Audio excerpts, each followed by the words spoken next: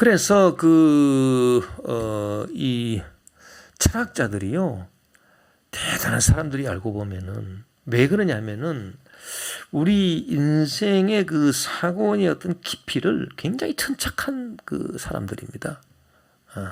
그래서 이 철학이라고 하는 이 학문을 우리가 그 공부를 해보면 다른 학문들은 사실 좀 이렇게 뭐랄까요, 좀 시시하다라고 할까? 무슨 뭐 어떤 학문은 좀 그렇습니다. 예를 들어서 뭐 사회학이다, 무슨 뭐 경제학이다, 무슨 뭐 정치학이다, 다 무슨 학문들이요. 일단 근본적인 그 철학에서 비추어 보면은 확실히 그 세컨더리한 것들입니다. 이렇게 근본적인 얘기가 아니기 때문에 그 근본적인 것은 항상 그 근본적인 것을 다루는 게 철학이거든요. 그래서 박사학위를 줄 때는 뭐 경제학 박사라도 PhD, 플러스 P, 왜 경제학에 대해서 근본적인 걸 했다, 뭐 그 얘기입니다. 뭐 정치학도 뭐 PhD, 뭐 플러스 P, 박사학위를 왜 주는, 철학 박사학위를 왜 주느냐? 그 근본적인 것을 했다, 뭐 그 얘기죠. 어쨌든 그래서 이 해성학이 철학이기 때문에 이런 참 그 근본적인 그 사고의 깊이가 있구나라고 하는 것을 우리가 알고 있을 수가 있는 것이고, 그래서 그 리케르가 착사한 것을 보면은 그 어거스틴은 고백록 1권에서 9권까지 이야기가 있는데 이 이야기를 11권에서 시간론과 연결시키지 못했다라고 하는 것이고요. 그 다음에 아리스토텔레스는 아리스토텔레스의 작품 중에 물리학, 피지크, 그 물리학에서 그 시간에 대한 논의를 하고 있습니다. 아리스토텔레스가 우리가 공부했듯이 아리스토텔레스의 시간론 공부했듯이 아리스토텔레스는 그 물리학에서 시간에 대한 논의를 하고 있는데, 아리스토텔레스의 또 작품 중에 그 시학이 있거든요. 포에티크. 이 시학이 있는데 이 시학에서는 그 시를 다루는 것이 아니라 이야기를 다루고 있어요. 그래서 이야기를 다루고 있는데 리케르가 볼 때는 물리학에서의 시간에 대한 논의를 시학에서의 이야기에 대한 논의와 해석학적으로 짝을 짓지 못하고 있는 거죠. 그것을 말하고 있습니다. 즉 아리스토텔레스나 어거스틴은 시간과 이야기의 본질 규명 작업을 서로 다른 것으로 보고 있다. 해석학적으로 연결시키지를 못했다. 그것은 그들이 시간을 직접적으로 고찰한 까닭이다. 시간에 대해서 어떤 존재론적 배경까지 드러내고자 하는 어떤 해석적인 짝을 상정하지를 못하고 그 시간 그 자체를 직접적으로 고찰하고자 했기 때문에 어떤 인식론적 차원에 머물렀기 때문에 그런 짝을 짓지를 못했다. 그렇게 리케르는 보고 있는 것입니다. 리케르의 그 주저 가운데 시간과 이야기, 땅의 햇씨,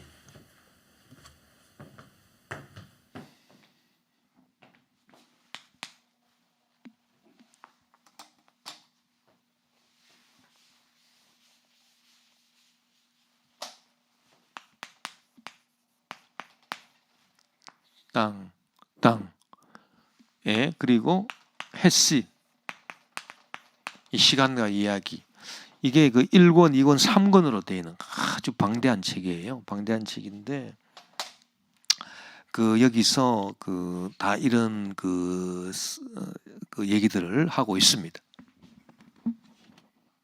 리케르가 볼 때 어거스틴은 플로티누스와 달리 시간과 영혼과의 존재 유비를 설정하지 않고 있습니다. 그렇죠. 그거는 우리가 다 배운 것입니다. 플로티누스는 영혼에서 시간이 나왔다, 그렇게 보기 때문에 시간과 영혼을 이렇게 같은 선상에서 놓고 보는 거죠. 영혼에서 시간이 나왔다. 그러나 어거스틴은 영혼은 하나님께 속한 것이고 시간은 피조물에게 속한 것이기 때문에 이렇게 서로 연결되지 않습니다. 그래서 시간과 영혼과의 유비를 어거스틴은 설정하지 않고 있습니다. 그래서 시간에 대한 논의, 존재론적으로 시간을 논의하는 것은 아포리아에 도달한다, 난관에 도달한다, 제가 설명한 것이고요. 어거스틴에게서 이러한 아포리아를 소박하게나마 해결하고자 하는 것은 시간에 대한 실존론적인 접근입니다. 그래서 그 영혼의 분산이 결국 우리 생활의 분산이고, 이것을 우리가 극복하기 위해서는 주 예수 그리스도를 믿음으로 말미암아 예수 그리스도를 통해서 하나님이 계신 영혼으로 도달해야 되겠다. 뭐 이것이 다 이제 그 시간과 영혼 사이에 그 해석학적 짝을 상정하는 그런 소박한 해석학인데, 우리가 방금 설명한 대로 폴 리케르는 이 시간과 이야기를 같은 이 세상 차원에서 발견할 수 있는 시간과 이야기를 해석학적 짝으로 보고 있다. 그래서 본격적인 해석학적 시간론을 말하고 있다라고 하는 것을 우리가 알 수 있습니다. 자, 그래서 이 이야기라고 하는 것은요, 그 시간의 그 분열의 양상을 잘 이렇게 그 보여줄 수 있을 뿐만 아니라 그 시간의 영혼의 그 분열을 그 제거하고 있다는 것이죠. 예. 그 사람이 이렇게 이야기한다라고 하는 것은 굉장히 그 중요한 그 영혼 분열을 치료해주는 그런 효과가 있습니다. 그것이 벌써 이제 그 정신 그 의학과에서 사용하고 있는 방법이죠. 그 정신의학과에서 정신병적인 그 환자들을 다룰 때 그 이야기를 시키지 않습니까? 자, 이야기를 왜 시킵니까?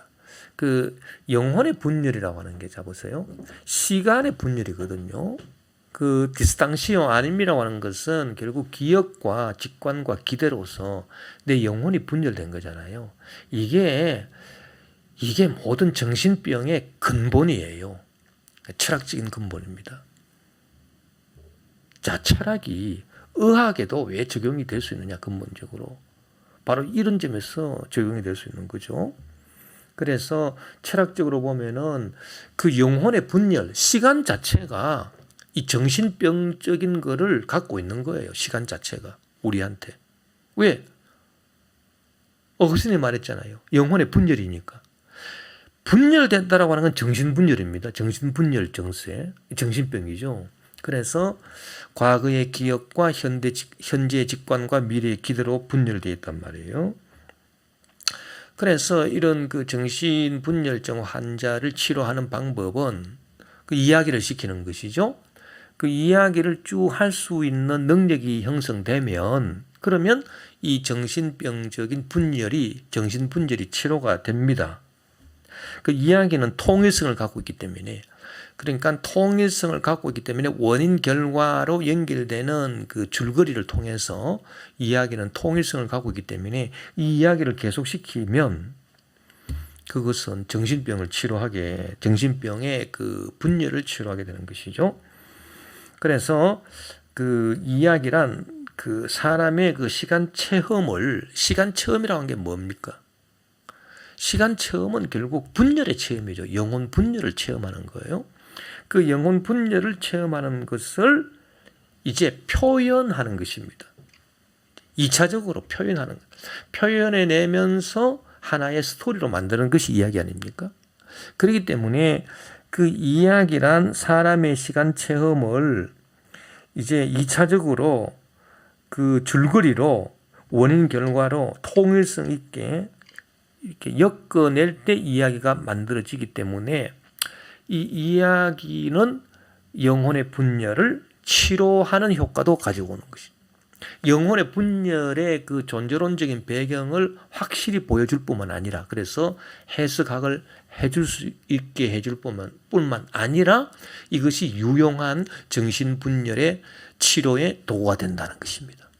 그 이야기를 시키는 것이. 이야기로 표현할 수 있게 되는 것이. 예.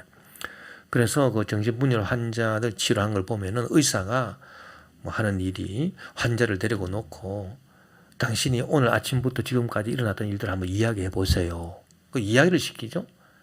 그러면 예를 들어서 이 환자가 뭐 아침에 내가 일어나서 뭐 양치질을 하고 세수를 하고 그다음에 학교에 갔습니다. 그다음에 학교에서 공부를 하고 뭐 그리고 친구들과 놀다가 그다음에 집으로 돌아왔습니다. 이렇게 그 원인 결과 이렇게 다 이렇게 어떤 그 인과성 있게 이렇게 쭉 이야기 스토리를 잘 하면은 좀 치료가 된 거예요.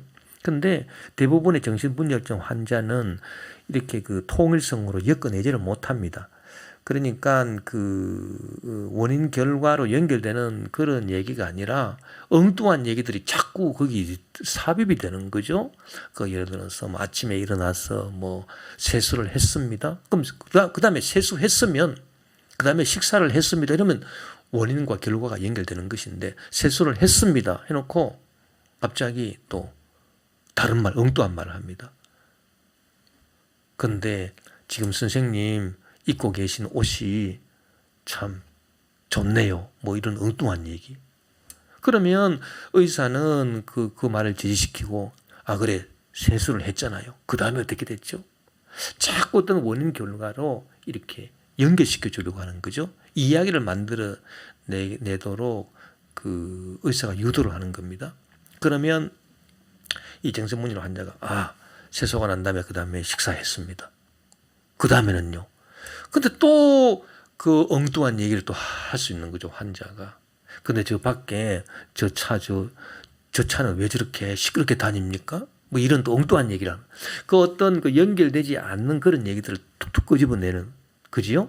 그럴 때 그럴 때 의사가 또 제지를 시키면서, 아니, 식사를 했으면 그 다음에는 어떻게 했냐고요. 이렇게 해서 원인 결과로 그 이야기를 만들어내는 그것으로 계속 유도를 시키죠. 그러면은 이야기가 형성됩니다. 이렇게 이야기를 형성시키는 것 자체가 영혼의 분열을 치료하는 것이기 때문에 그 정신분열을 고칠 수가 있다는 얘기고요.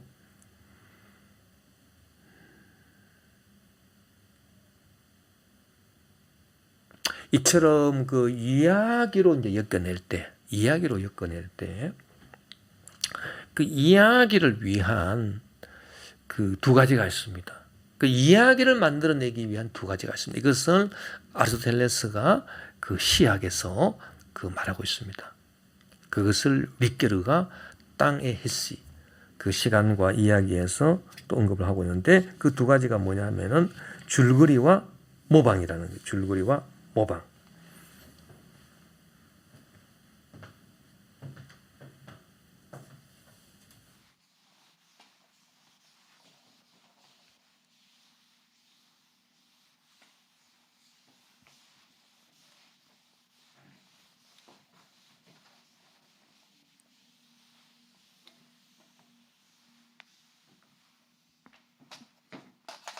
이 줄거리라고 하는 것은 뭐 히랍어로 미토스라고 하는 것이고요. 미토스, 줄거리.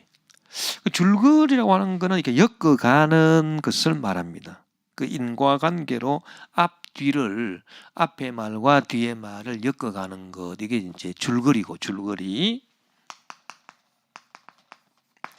그리고 이 줄거리에 앞서서 어떤 그 이야기를, 어떤 작가가 그 어떤 이야기를 만들어내려고 할 때에,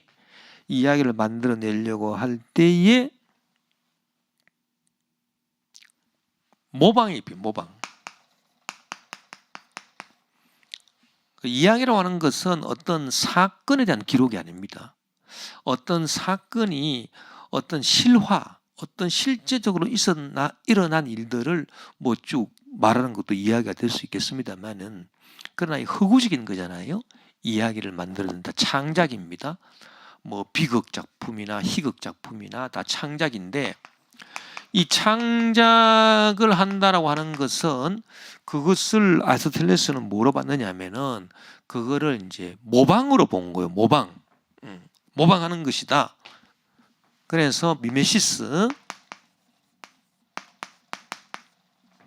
그 헬라어로, 불어가 아닙니다. 미메시스, 미토스다 헬라어죠. 그래서 그 모방, 무슨 창작이라고 하는 것은 모방하는 것이구나. 어떤 것을 모방을 해가지고 그 이야기를 이제 만들어내는 거잖아요. 그럴듯함.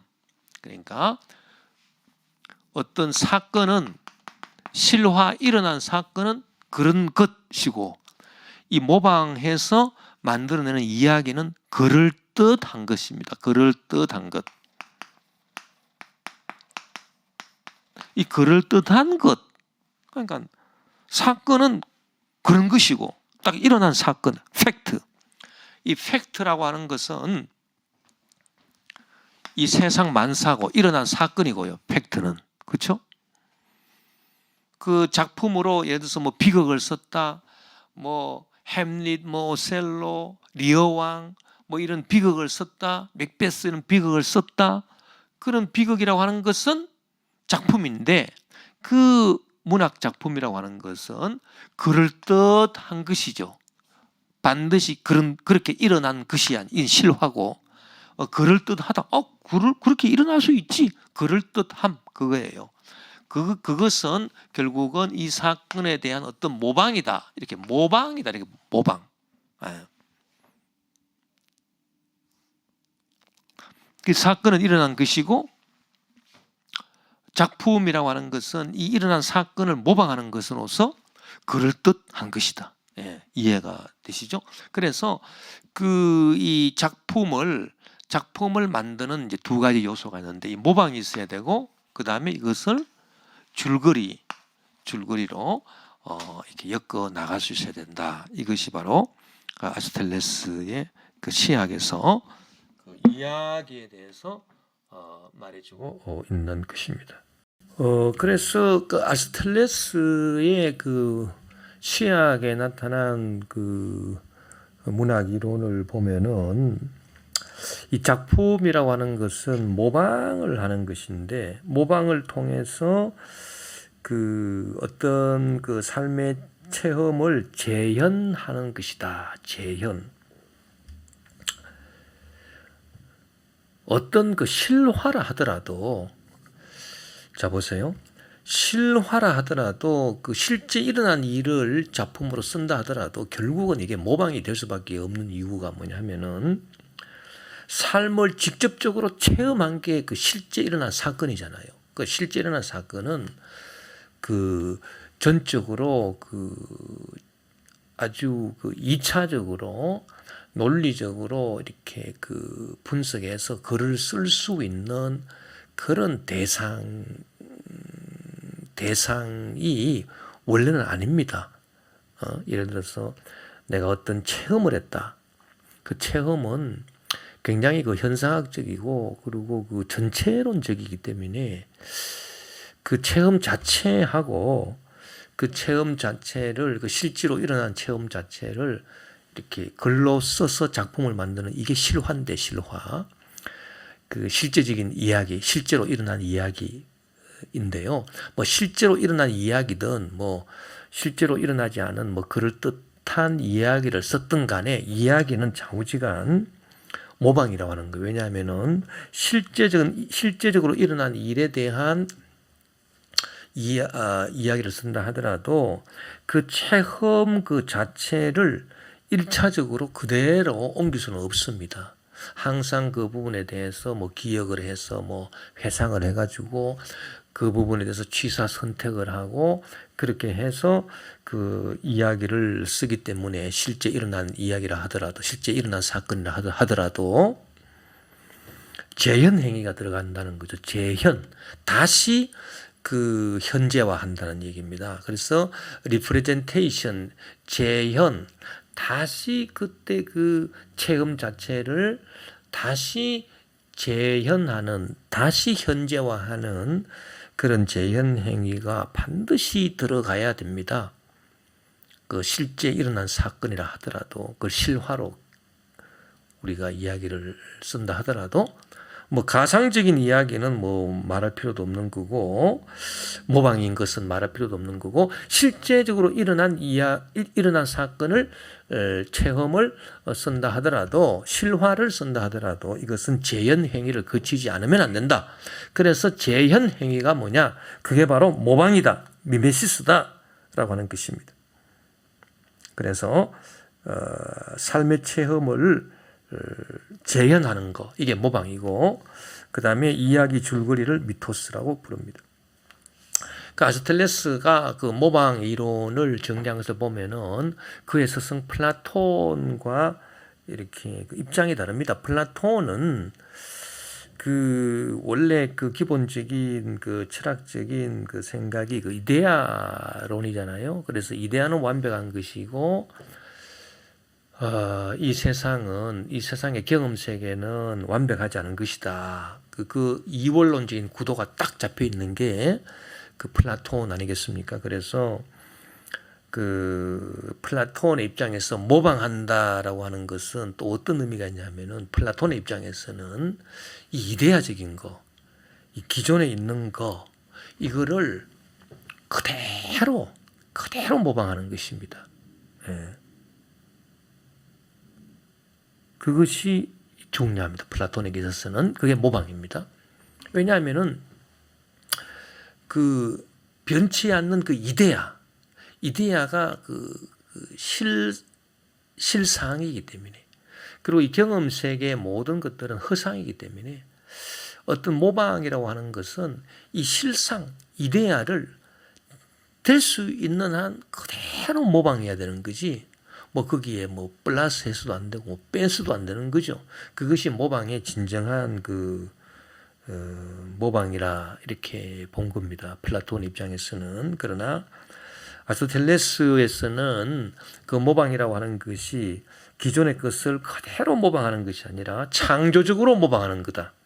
그래서 어떤 그 이데아적인 것을 그대로 모방해내는 것이 아니라 그 어떤 그 이데아적인 것이 기존의 것이다. 처음에 이렇게 체험했던 것, 처음에 있었던 기존의 것, 그걸 이제 모방하는데, 이 기존의 것을 있는 그대로 모방하는 것이 아니라 창조적으로 모방함으로써 오히려 기존의 것에 대한 풍요로움을 더해주는 모방이다.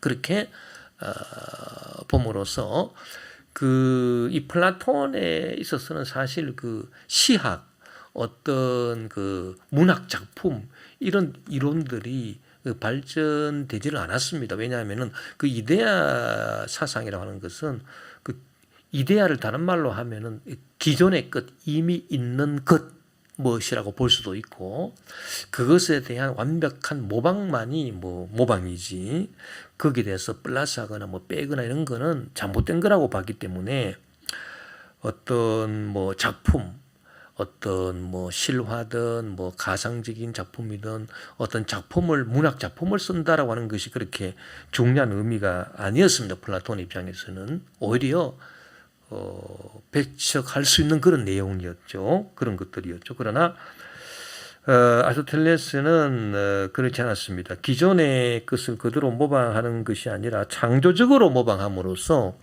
기존의 것에 대한 풍요로움을 오히려 더해주자, 플러스 해주자. 그래서 모방이 창조적인 모방이 됨으로써 그 작품의 그 줄거리를 좀 더 역동성 있게 이렇게 만들어낼 수 있다. 그래서 모방이 어떤 모방이냐? 있는 그대로 모방하는 아주 오리지널한 그런 모방이 아니라, 있는 그대로 원래 있는 그대로를 그냥 모방하는 것이 아니라, 모방을 아스토텔레스는 창조적인 모방, 아주 크리에이티브한 그런 이제 모방인데, 이것을 실천적인 모방이다. 그렇게 이제 보는 것입니다. 그래서 미메시스 프락세오스, 헬라어로 미메시스 프락세오스, 이 실천적인 모방으로 보고 있다.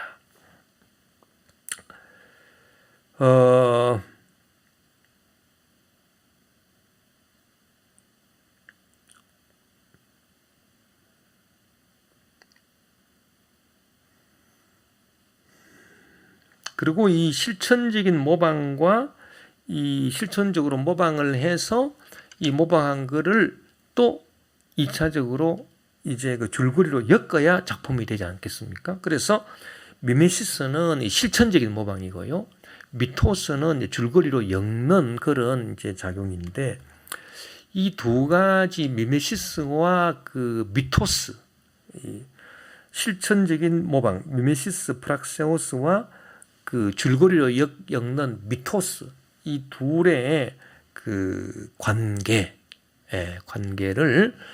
그 후설의 그 현상학에서 나오는 노에마, 노에시스, 노에마 관계로 보고 있다. 그래서 노에시스라고 하는 것은 인간의 그 의식 안에서 그 이렇게 그 무언가를 엮어내는 작용이 노에시스고요.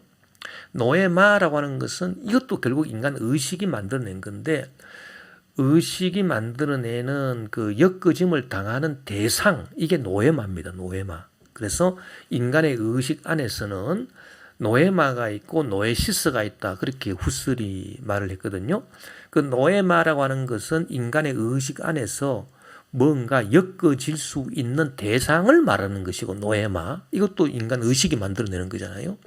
그러니까 이 노에마가 있고, 그리고 이것을 또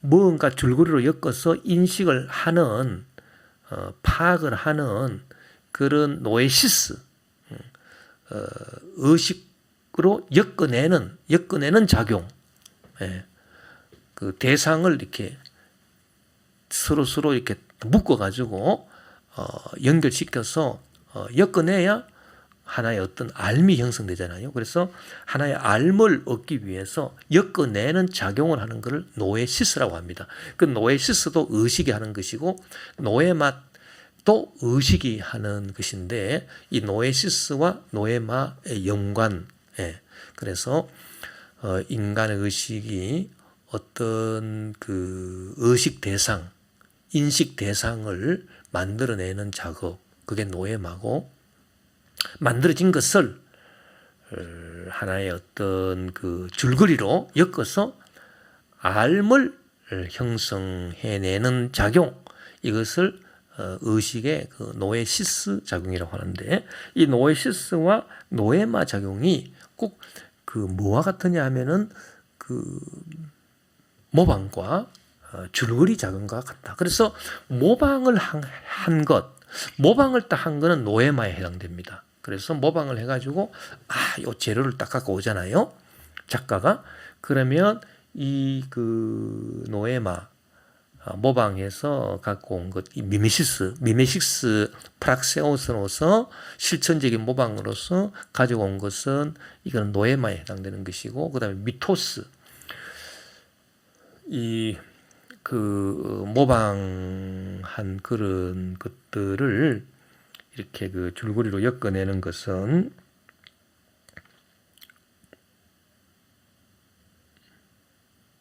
노에시스. 그래서 미토스는 노에시스, 미메시스는 노에마, 뭐 이런 관계로 보고 있다. 예. 그리고 그 나중에 계속 나오겠습니다만은, 미메시스와 미토스 사이의 그 시적인 활동성의 관계, 이게 그 노에시스 노에마라고 하는 건 현상학적 용어이기 때문에 그 의식의 그 내용 안에서 의식 어떤 엮어내는 주체와 주체작용 노에시스와 엮어지는 대상 노에마의 이제 그 작용이라고 볼 수 있고요. 이게 이제 그 인식론적이고 현상학적 차원에서 노에시스 노에마, 현상학적 차원에서 노에시스 노에마인데, 이 시학이라고 하는 이 이야기라고 하는 것은 어떤 의식 내용하고는 또 다를 수가 있잖아요. 그게 뭐냐 하면은 시적인 뭐 상징이 들어간다든지, 그 비유, 은유 뭐 이런 게 들어간다든지, 그런 것들은 그 인식론적이고 현상학적 차원에서 노에시스 노에마 관계로, 현상학적 차원에서 노에시스 노에마 관계로만 다룰 수 있는 건 아닙니다. 예. 조금 전문적인 얘기입니다만은 그래서 이런 그 시적인 활동 그 시학에서 다루는 그 작품에 대한 그 얘기들을 보면은 이 작품들이 다 어떻게 보면 뭐 상징도 있고 뭐 시적인 것도 있고 이러한 것들은 또 그 릿게르가 미메시스 미토스 모방과 그 줄거리에 상류 하류 이론이 있어요. 예. 아몽 아발 그 뭐 나중에 나옵니다만은 이 이론에서 또 논의하고 있다라고 하는 것을 알아두면 좋겠습니다. 아리스토텔레스는 역사와 시를 구분합니다. 역사와 시를 구분하면서 역사는 실제로 일어난 일에 대한 이야기고, 그렇죠? 그 시는 그 완전히 가상적인 거죠. 그래서 그럴 듯한, 일어날 법에 대한 이야기를 하는 것. 그래서 그 역사는 이제 실화입니다. 실제로 일어난 일에 대한 이야기입니다.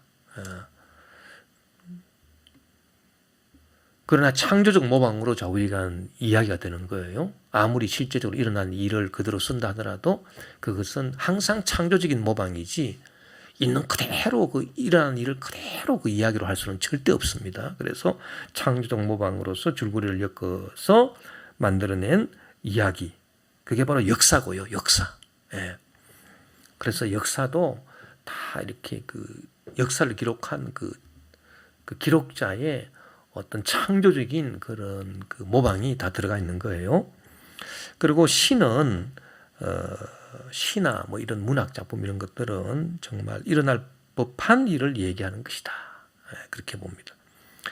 그런데 시가 역사보다 더 중요하다 이렇게 본 거예요. 아리스토텔레스는. 왜냐하면은 그 역사는 어떤 개별적인 것을 말하는 거지만 시라고 하는 것은 그럴듯하나라고 하는 것은 보편적인 것을 말하는 것이다. 그래서 예를 들어서 뭐 중국의 역사, 뭐 어떤 왕조 시대의 누구의 역사는 개별적인 것입니다. 그러나 그럴듯하다, 일어날 법하다라고 하는 것을 다루는 시라고 하는 것은 문학적인 가상작품이라고 하는 것은 가상적인 문학 작품이라고 하는 것은 이 보편적인 거다. 왜? 어디에나 어디에나 이런 일들이 일어날 수 있다는 얘기죠. 그러니까 역사는 개별적이고 구체적이지만은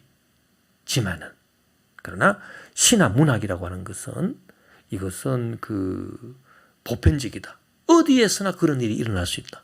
뭐 리어왕, 메베스, 뭐 오셀로, 뭐 이런 그 비극의 이야기들은 어디에서나 일어날 법한 이 일이기 때문에 보편적인 것을 말하기 때문에 시학에서 말하는 그 시나 문학 작품이 역사보다도 더 중요하다. 그렇게 봐서 역사를 다루는 것보다도 시학에서는 이런 시적인 작품들, 문학 작품을 다루고 있다라고 하는 것입니다. 자, 우리가 이제 어거스틴에서는 시간성이 결국 그 디스탕시오 아님이 영혼의 분열로 결론이 났잖아요. 그런데 이 영혼이 분산됐는데, 이걸 이제 어떻게 하나? 이거를 어떻게 하든지 극복하기 위해서 다시 집중시켜야지. 그래서 그 분산에서의 이제 집중으로 나갑니다. 그 시간론의 방향이 그렇죠. 그래서 영혼이 분열된 것이 결국은 내 실존이 분열된 것입니다. 이렇게 고백하면서 어떻게 하면은 내가 하나님의 영혼에 도달할 수 있겠습니까? 이 분열을 치료하는. 그래서 이야기가 쭉 나오고 있잖아요. 그래서 이것이 분산 가운데서의 집중이라. 그러니까 어거스틴의 그 시간론은 분산이 이제 영혼의 분산이 이제 출발점이고, 여기서 분산 가운데 어디로 가느냐? 집중을 통해서 이제 영혼으로 나가죠. 그래서 분열을 극복하는 이러한 이제 분산 가운데서 집중으로 나가는 그런 모습을 어거스틴의 시간이 보여주고 시간론이 보여주고 있는데 아리스토텔레스의 그 이야기는 뭐냐? 그 이야기 뭐 특히 이제 이야기들 가운데 그 아리스토텔레스가 그 시학에서 다루고 있는 거는 그 특히 이제 비극입니다. 비극, 슬픈 이야기. 예.